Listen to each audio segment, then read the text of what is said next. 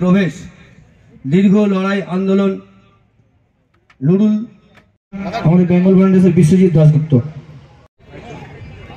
যিনি একটু আসুন আসুন ম্যাডাম।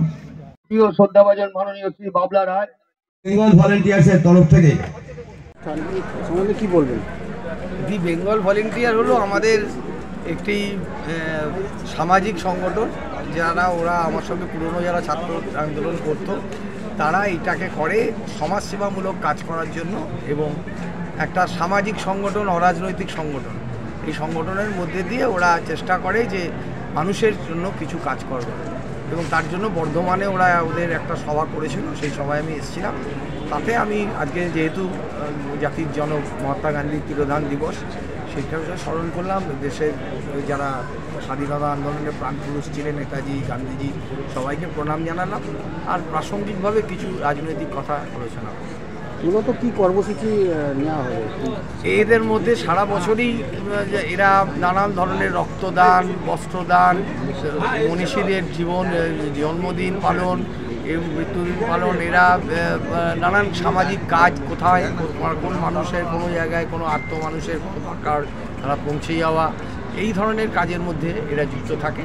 সামাজিক কাজের মধ্যে দিয়ে এরা মানুষের কাছে পৌঁছানোর চেষ্টা করে। পুরোনো দিনের অনেক কর্মীকে দেখা গেল, পুরোনো দিনের, হ্যাঁ, যারা বর্ধমানে আমাদের সঙ্গে করেছেন, যারা ছাত্র রাজনীতি করেছেন, আমি আসছি শুনে তারা এসেছিলেন, তাদের সঙ্গেও দেখা হলো, তাদের সঙ্গেও বাক্য বিনিময় হলো, এটাই ভালো লাগে, পুরোনো দিনের কথা মনে পড়ে। বৈষ্ণবদা, উত্তরপ্রদেশে মহাকুম্ভের একটা বিপর্যয়, কি বলবেন?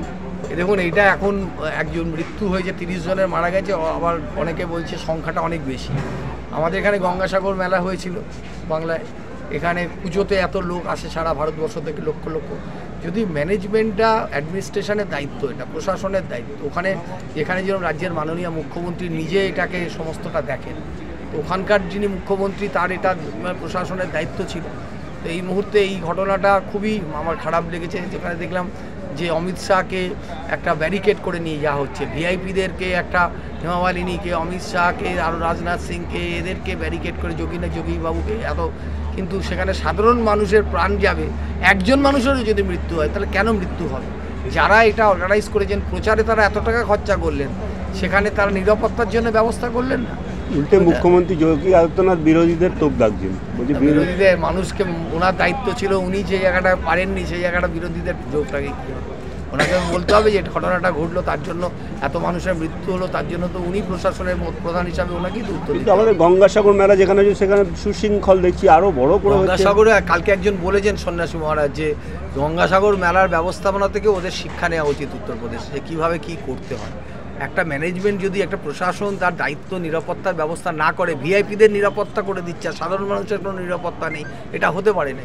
একের পর এক ঘটনা উত্তরপ্রদেশে ঘটছে, কি মনে? উত্তরপ্রদেশের অবস্থা, ওরা যেটা করতে চাইছে, যে ধর্মান্ধতার রাজনীতি, আমি বারবার যেটা বলার চেষ্টা করি, যে আমরা বিশ্বাস করি ধর্মনিরপেক্ষতা এবং উদার রাজনীতিতে, ওরা ধর্মান্ধতার রাজনীতিতে বিশ্বাস করে। ওদের সঙ্গে আমাদের নীতিগত লড়াই, এখানে বিচারধারার লড়াই আছে। আমাদের বিচারধারায় আমরা আন্ডার ওয়ান আমব্রেলা ভারতবর্ষকে দেখতে চাই, আর ওরা চেষ্টা করে ভারতবর্ষতে ওদের নিজেদের গদির জন্য মানুষের বিরুদ্ধে।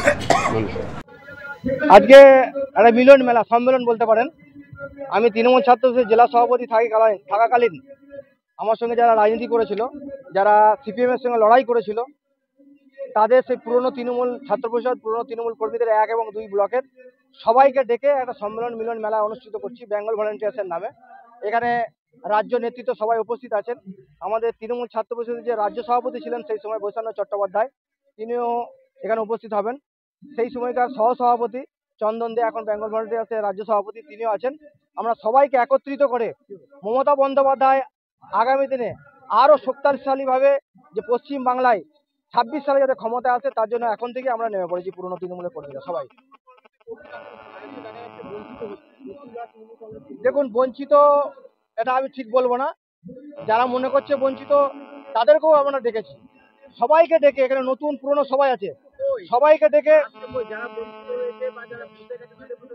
অনেকেই আছে, সবাইকে দেখিয়ে দিচ্ছি। এখানে এক ধার থেকে দেখতে পাবেন আমার বর্ধমান 1-এর 9টা অঞ্চলের যারা প্রেসিডেন্ট ছিল, এখন রানিং, তারা তৃণমূল করে, তৃণমূলের রানিং নেতৃত্বও আছে।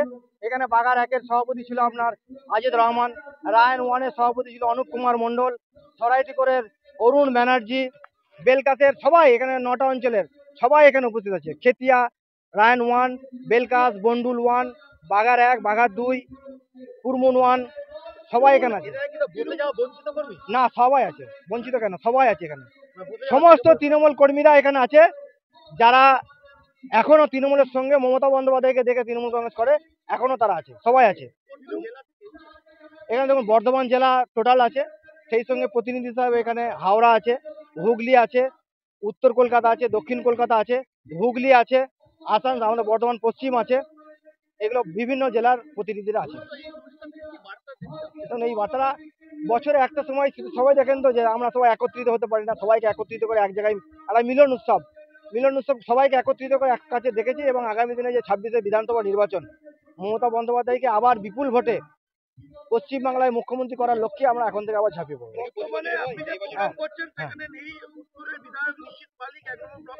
দেখুন, তারা হয়তো ব্যস্ত আছে, তারা নিজেদের কাজে ব্যস্ত আছে, তারা নিজের কর্মসূচি নিয়ে ব্যস্ত আছে, আমরা আমাদের কর্মসূচি করছি। তারা একটা দলের একটা নিশ্চয়ই কোনো জায়গায় আছে, আমরা দলের সঠিক ভালোর জন্য আমরা করছি।